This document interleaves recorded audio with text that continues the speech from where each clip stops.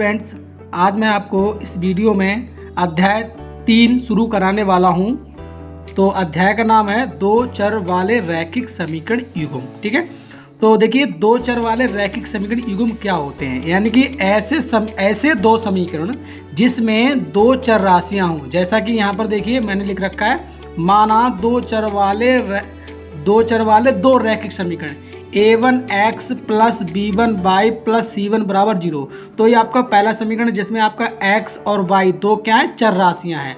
और रैखिक का मतलब होता है कि इन पे एक एक घात है, यानी x के ऊपर भी घात एक है और y के ऊपर भी एक घात है। तो ये दो चर वाला एक समीकरण हो गया। और इसी प्रकार दूसरा आपको a2x plus b2y plus c2 बराबर 0, ये भी दो चर वाला रैखिक समीकरण है। तो इसलिए इन दोनों समीकरणों को हम क्या कह सकते हैं कि दो चर वाले रैखिक समीकरण युग्म कह सकते हैं। ठीक है, जहां यहाँ पर लिखा हुआ है कि a1 बराबर 0 नहीं है, b1 बराबर 0 नहीं है, c1 बराबर 0 नहीं है। ठीक है, तो यहाँ पर जो a1 b1 c1 या a2 b2 c2 है वो यहाँ पे अचर का काम कर रहे हैं और x y चर का काम कर रहे हैं। ठीक है ना।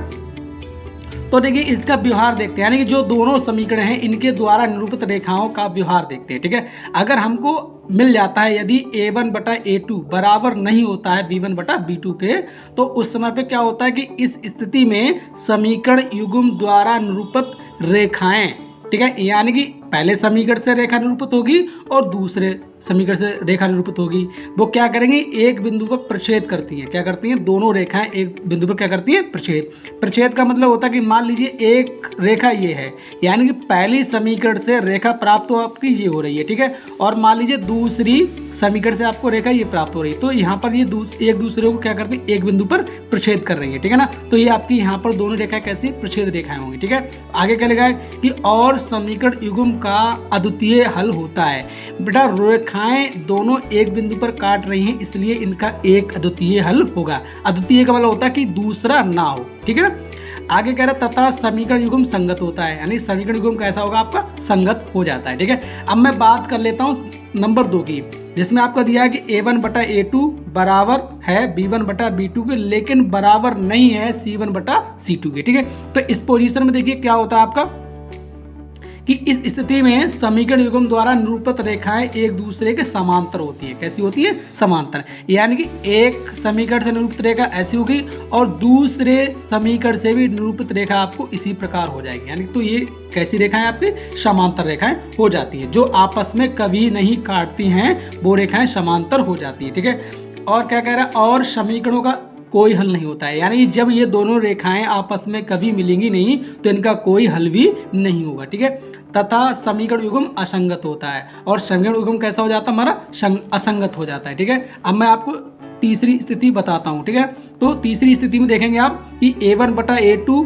बराबर b1 बटा b2 बराबर c1 बटा c2, यानी कि तीनों का जो अनुपात हो कैसा हो, बराबर हो। ठीक है, तो इस स्थिति में समीकरण युग्म द्वारा निरूपित रेखाएं एक दूसरे के संपाती होती हैं। संपाती होने का मतलब होता है कि एक रेखा ये है और दूसरी समीकरण से जो रेखा निरूपित हो रही वो भी क्या होगी, इसी के ऊपर आ जाएगी। तो ठीक है, तो आपकी कैसी रेखा हो जाती है, संपाती रेखा हो जाती है। ठीक है, और कह रहा है कि समीकरणों के अपरिमित रूप से अनेक हल होते हैं। ये जो रेखाएं दोनों आपस में हर जगह मिल रही है, इसलिए इनके अनेक हल हो जाते हैं और समीकरण युग्म आपका संगत हो जाता है। ठीक है, इस प्रकार ये आपकी बेसिक जानकारी पूरी हो जाती है। अब देखते हैं आगे प्रश्नावली।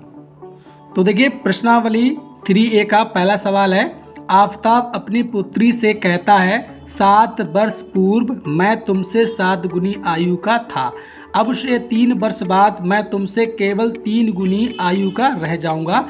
इस स्थिति को बीजगणितीय एवं ग्राफीय रूपों में व्यक्त कीजिए। ठीक है, तो देखिए जितने भी सवाल आयु वाले होते हैं उनमें हम क्या करते हैं, उनकी वर्तमान आयु मान लेते हैं। तो देखिए यहाँ पर मैंने दोनों की वर्तमान आयु मान ली है। माना पिता आफताब की वर्तमान आयु x वर्ष और उसकी पुत्री की वर्तमान आयु y वर्ष है, क्योंकि आयु वाले सवाल हमेशा उनकी वर्तमान आयु से शुरू होते हैं। तो हमने वर्तमान आयु मान ली है। अब सवाल क्या कह रहा है कि 7 वर्ष पूर्व मैं तुमसे 7 गुनी आयु का था। तो सबसे पहले क्या कर लेते हैं कि 7 वर्ष पूर्व मतलब पहले हम दोनों की आयु निकाल लेते हैं। ठीक है, जब पूर्व या पहले की बात आती है तो वर्तमान आयु में से उतने ही वर्ष क्या हो जाते हैं, माइनस हो जाते हैं। ठीक है, तो यहाँ पर लिख लेते हैं हम कि 7 वर्ष। तो देखिए पहली शर्त के अनुसार क्या है, पहली शर्त कि 7 वर्ष पूर्व मैं तुमसे 7 गुनी आयु का था, यानी कि आफताब कह रहा है अपनी पुत्री से कि मैं तुमसे 7 वर्ष पूर्व 7 गुनी आयु को था। ठीक है, तो हमने ये निकाल लिया कि 7 वर्ष पूर्व आफ्ताब की आयु, यानी कि वर्तमान आयु में से 7 वर्ष माइनस हो जाएंगे। इसी प्रकार 7 वर्ष पूर्व पुत्री की आयु, तो पुत्री की वर्तमान आयु क्या मानी थी हमने, 22 मानी थी, तो उसमें से आपका 7 माइनस हो जाता है। ठीक है, अब देखिए सवाल ये कह रहा है कि कितनी आयु को था, 7 गुनी आयु को था। तो हमने क्या करा, एक तरफ लिख ली किसकी बेटा, आफ्ताब की आयु, यानी 7 वर्ष बाद या पूर्व, और इधर लिख ली हमने पुत्री की 7 वर्ष पूर्व आयु। अब 7 गुना कौन है, पिता है। ठीक है, 7 गुना कौन है, पिता है, लेकिन बराबर करने के लिए 7 गुना किसे करेंगे हम, पुत्री करेंगे। और देखिए क्या हमको मिलता है। ठीक है, तो देखिए जरा यहाँ पे हमारा x माइनस 7 बराबर हम क्या करेंगे, 7 से गुणा करेंगे तो 7y हो जाएगा, और माइनस के 7 7 तो 49। ठीक है, अब देखिए हमारा x 7y को इस ओर ले आओगे तो माइनस का 7y हो जाएगा, और इस ओर आपका माइनस का 7 तो है ही है, और 49 को जब इस ओर लेके आओगे तो प्लस का हो जाएगा, और बराबर आपका 0 हो जाएगा। ठीक है, तो आपका x माइनस 7y, और यहाँ से आपको माइनस का 7 प्लस का 49, तो आपको प्लस के 42 बच जाएंगे, और बन जाएगा आपका बराबर 0। तो आपका पहली शर्त के अनुसार पहला बीजगणितीय समीकरण बन चुका है। अब देखते हैं सेकंड शर्त क्या कह रहा है। तो देखिए सेकंड शर्त में कह रहा है कि अब से 3 वर्ष बाद मैं तुमसे केवल 3 गुनी आयु का रह जाऊंगा। यानी कि पिता ये कह रहा है अपनी पुत्री से कि अब से 3 वर्ष बाद, यानी कि वर्तमान आयु से 3 वर्ष बाद मैं तुमसे केवल 3 गुनी आयु का रह जाऊंगा। तो देखिए यहाँ पे बाद शब्द आया है, तो वर्तमान आयु में 3 वर्ष ये जुड़ जाएंगे। ठीक है, तो मैं 3 वर्ष बाद दोनों की आयु लिख लेता हूँ। तो देखिए मैंने यहाँ पर 3 वर्ष बाद दोनों की आयु लिख ली है, यानी 3 वर्ष बाद आफ्ताब की आयु x प्लस 3 हो जाएगी, यानी वर्तमान आयु में 3 वर्ष जुड़ जाएंगे।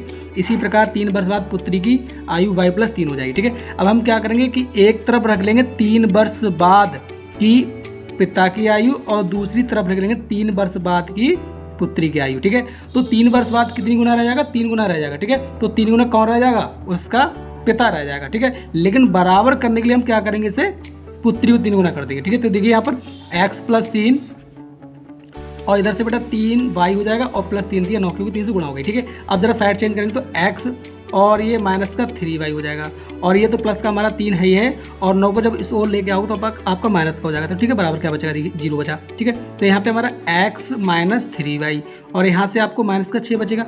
ठीक है, और बराबर 0। तो इस प्रकार ये आपका बीजगणितीय रूप बन के तैयार हो जाता है। मैं आपको सवाल संख्या 2 बताने वाला हूँ, जो दिया है 2 किलोग्राम सेब और 1 किलोग्राम अंगूर का मूल किसी दिन ₹160 था। 1 महीने बाद 4 किलोग्राम सेब और 2 किलोग्राम अंगूर का मूल ₹300 हो जाता है। इस स्थिति को बीजगणितीय तथा जिमितीय रूपों में व्यक्त कीजिए। ठीक है, तो यहाँ पर आप समझ गए होंगे कि यहाँ पर 1 किलोग्राम सेब और 1 किलोग्राम अंगूर का मूल नहीं दिया है, सीधे सीधे क्या कह दिया है कि 2 किलोग्राम सेब और 1 किलोग्राम अंगूर का मूल कितना 160, और उसके बाद 4 किलो सेब और 2 किलो अंगूर का मूल कितना ₹300। ठीक है, तो यहाँ पर हमको मान लेते हैं, क्या मान लेते हैं,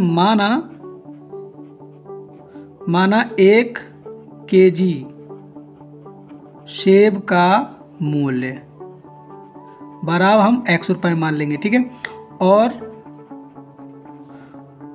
1 केजी अंगूर का मूल्य हम क्या मान लेंगे, ₹22 मान लेंगे। ठीक है, अब हम पहली शर्त में देखते हैं। पहली शर्त में क्या देखेंगे कि लिखा है कि 2 किलोग्राम सेब और 1 किलोग्राम अंगूर का मूल्य। ठीक है, यानी 2 किलोग्राम सेब और 1 किलोग्राम अंगूर के मूलों को जोड़कर कितने रुपए दिए, ₹160 दिए। तो देखिए यहाँ पर लिख लिया हमने 2 किलो सेब का मूल प्लस 2 किलो अंगूर का मूल, दोनों को जोड़े कितना हो रहा है हमारा 160। ठीक है, अब देखते हैं हमने 1 किलो का क्या माना है, x माना है, और यहाँ पे किलो कितने हैं 2, तो आपका हो जाएगा 2 गुणा x। ठीक है, इसी प्रकार यहाँ पर 1 किलो अंगूर का मूल क्या माना हमने y, तो यहाँ पे सीधा सीधा y आ जाएगा, और बराबर 160। तो यहाँ पर आपका बीजगणितीय रूप आपका हो जाएगा 2x प्लस y बराबर 160। तो आपका एक बीजगणितीय रूप आ गया। अब सेकंड शर्त में क्या कह रहा है, वो सेकंड शर्त में, तो सेकंड शर्त में कह रहा है कि 1 महीने बाद 4 किलोग्राम सेब। ठीक है, तो 4 किलोग्राम यानी कि 4 गुणा x, क्योंकि 4 किलो है और 1 किलो का कितना आपका x है, तो 4 किलो का 4x हो जाएगा। ठीक है, इसी प्रकार प्लस आपका क्या दिया है, 2 किलो अंगूर का मूल, ठीक है। तो 1 किलो का क्या माना हमने, बाई माना, किलो के लिए 2, तो आपके 2 गुणा बाई, और टोटल दोनों को जोड़े कितना हो रहा है आपका 300 हो रहा है, ठीक है। तो देखिए यहाँ पर हमारा 4x प्लस 2y बराबर आपका 300, और ये आपका दूसरा बीजगणितीय रूप बनके तैयार हो जाता है। और आपका जो ग्राफी रूप है वो मैं आपको अन्य सवालों में आपको क्लियर करा दूंगा, ठीक है ना। अब मैं आपको सवाल संख्या 3 बताने वाला हूँ, जो दिया है 2 रेल पटरियाँ समीकरणों x plus 2y minus 4y बराबर 0 और 2x प्लस 4y माइनस 12 बराबर 0 द्वारा निरूपित की गई हैं। इस स्थिति को ज्यामितीय रूप में व्यक्त कीजिए, ठीक है। तो इस सवाल में मैं आपको ग्राफ बनाना सिखाता हूँ, ठीक है। तो ग्राफ बनाने के लिए क्या चाहिए कि हमको पहली समीकरण से 2 बिंदु चाहिए, ठीक है। तो 2 बिंदु कैसे निकालेंगे, यहाँ पर 2 बिंदु निकालने के लिए हम x का मान कुछ भी ले सकते हैं, ठीक है। लेकिन कोशिश ये करेंगे कि x का या y का, यानी पहले समीकरण में x का मान मानेंगे, दूसरे में y का मान सकते हैं, कुछ भी मान सकते हैं, लेकिन कोशिश ये करेंगे ऐसा मान माने जिससे कि अगला मान हमको बटे में ना मिले, ठीक है। ठीक है, तो देखते हैं यहाँ पे हम यहाँ पे x का मान जो हम 0 मान लेते हैं, पहले क्या मान लेते हैं, x बराबर क्या मान लेते हैं, 0 मान लेते हैं, ठीक है। तो देखिए हमारा x का मान 0 हो गया, प्लस 2y और माइनस 4 बराबर 0, ठीक है। तो यहाँ से देखिए y का मान क्या क्या मिलेगा हमको कि 2y, 4 को उस ओर लेके जाएंगे प्लस का हो जाएगा, और आपका 2 दूनी 4 हो जाएगा, ठीक है। तो y का मान क्या मिला आपको, 2 मिल गया, ठीक है। तो आपका बिंदु A मान लेते हैं, क्या मिल गया, पहले लिखा जाता है x का मान जो आपको 0 माना था, और y का मान आपका आया 2, तो आपका बिंदु हो गया 0,2, ठीक है। अब अगला हम x का मान यहाँ पर देखिए कुछ भी मान सकते हैं, ठीक है, लेकिन फिलहाल यहाँ पर हम x का मान 2 मानेंगे, क्या मानेंगे, 2 मानेंगे, क्योंकि इसका फ़ायदा क्या मिलेगा वो आपको पता चल जाएगा, ठीक है। तो देखिए यहाँ पर x की जगह हमने क्या रख लिया, 2 प्लस 2y माइनस 4 बराबर 0, ठीक है।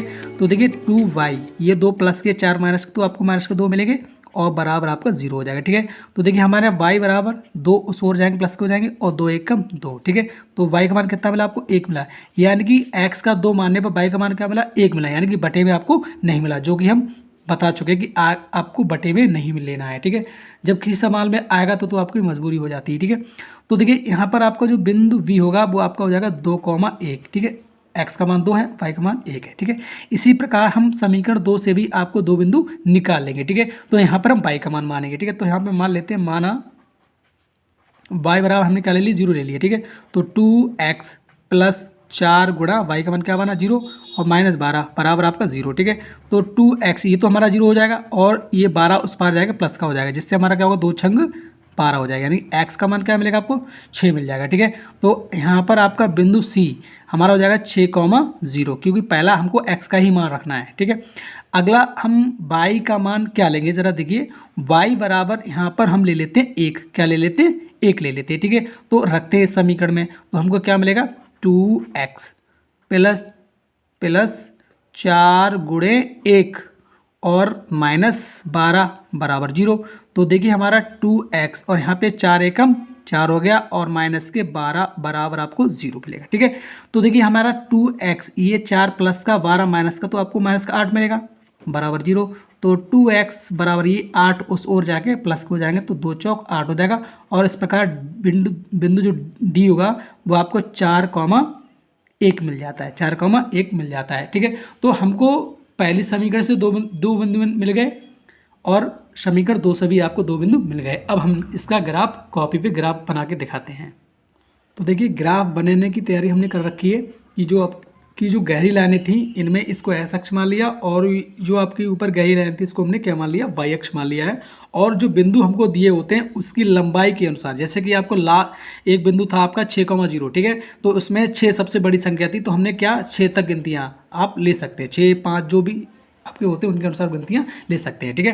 तो मैं अब बात कर लेता हूँ बिंदुओं की। तो पहला आपका बिंदु था 0,6, क्या था आपका 0,6, ठीक है। तो पहला यानी कि x का मान होता है, यानी कि x हमको नहीं चलना है, और y दूसरा किसका मान होता है, y का, जो हमको क्या दिया है, सॉरी पहला बिंदु आपको 0,2 दिया है, क्या दिया, 0,2 दिया हुआ है, ठीक है। तो x अक्ष हमको चलना ही नहीं है, और y अक्ष चलना हमको 2, तो आपका पहला बिंदु A जो होगा वो आपका 0,2 यहाँ पर डिसाइड हो जाएगा यहाँ पर, ठीक है।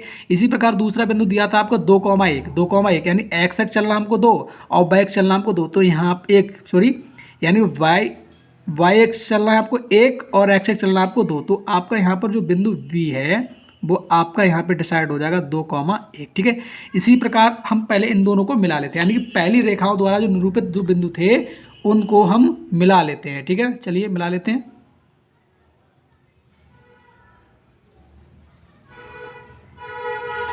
और यहाँ पर देखिए हमने इनको मिला दिया है। ठीक है, अब देखिए अगला आपको बिंदु सी जो दिया था वो आपको दिया है 6,0, यानी कि एक्स एक्स चलना है हमको 6, एक्स एक्स चलना है हमको 6, और वाई एक्स हमको चलना ही नहीं है। बाई 0 दिया तो बाई एक्स हमको चलना नहीं है, तो इस प्रकार आपका सी जो बिंदु है वो आपका दिया था 6,0, यानी एक्स एक्स हमको 6 चलना था और वाई एक्स हमको चलना ही ना था, तो ये आपका सी हो गया। ठीक है, इसी प्रकार आपको चौथा बिंदु डी जो दिया है 4,1, यानी एक्स एक्स चलना है हमको 4, एक्स एक्स करना चलना है 4 और वाई एक्स चलना हमको 1, यानी यहाँ पर आपका बिंदु हो जाएगा डी।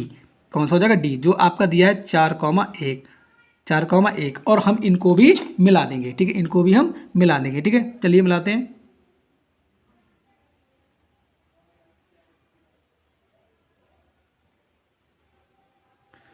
तो देखिए